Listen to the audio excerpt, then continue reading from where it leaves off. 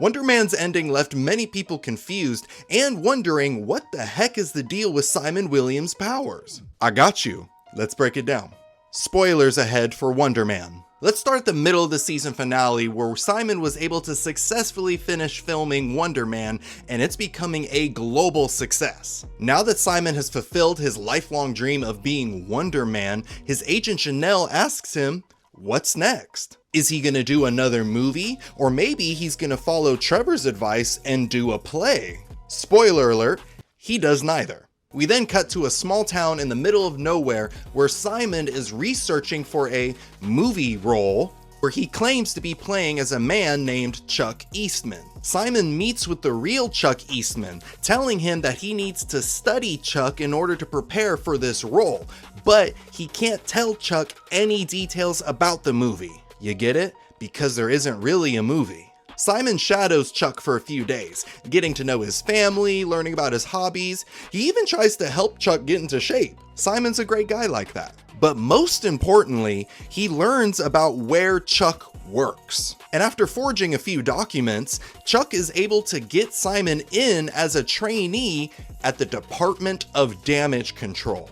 The plot thickens. Simon isn't doing research for a movie, as I said earlier. He intends to break out Trevor. Simon, now posing as Alfonso, is able to successfully infiltrate Damage Control, with Chuck unknowingly helping him break multiple federal laws. I hope Chuck is alright after this. But as the two of them are going deeper into Damage Control, we're able to see Agent Cleary talking to his superiors about Simon Williams. Specifically, the extent of Simon Williams' power, which is then revealed to be ionic energy. Ah! Now you're probably gonna ask, what the f does that mean, Kobe Bryant? I got you. To put it simply, ionic energy is a type of superhero energy that we see in the Marvel Universe that pretty much lets you do whatever you want. Yeah, the comic books don't really explain what it is, but only the effects of it. In Simon's case, the ionic energy gives him super strength, speed, durability, he can fly, he can project energy from his body, which is what happened when he blew up the movie studio. And the series doesn't hint at this at all, but in the comics, Wonder Man is not made of flesh and bone, like he is pure ionic energy, and that makes him functionally immortal. So that means he doesn't need to eat, sleep, or drink anything to stay alive, and if he does die, his body just reforms itself. Maybe they'll hint at that at season 2. Another thing that Agent Cleary talks about is how Simon Williams could be a significant threat or a great asset, and I think this is a direct reference to Wonder Man's origins in the comic books. Because in his comic book debut, Wonder Man was originally a villain that was designed to infiltrate the Avengers and destroy them from within, but once he got to know the Avengers, he was like, nah, I'm gonna be a hero instead. The season finale ends with Simon reaching Trevor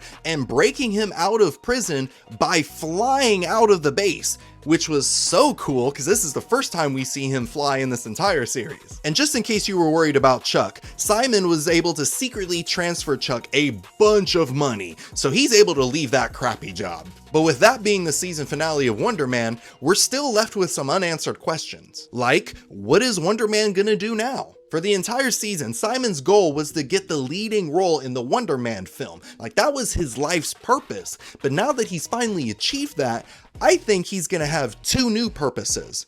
One, not getting arrested. I don't think it will be hard for Damage Control not to link Simon to Trevor Slattery's escape, so they're gonna be on him. And now that Simon has Trevor with him, he has to go into hiding. Maybe Trevor and Simon can get help from Trevor's other superhero friend, Shang-Chi. And since Shang-Chi lives in San Francisco, and San Francisco, LA, this is all on the West Coast, maybe Shang-Chi and Wonder Man form the West Coast Avengers. In case you didn't know, that's an actual team. And this will lead us to his second purpose, which is also the next question that was left unanswered in this series.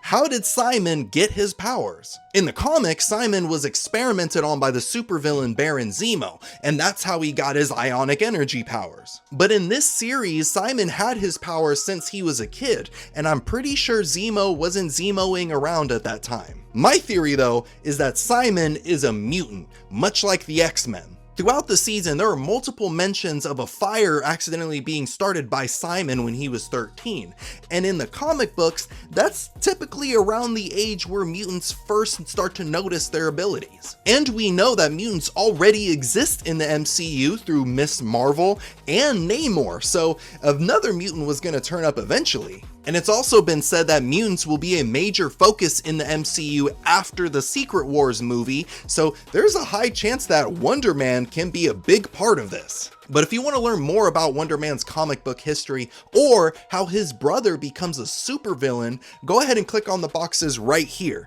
and I'll see you in a bit.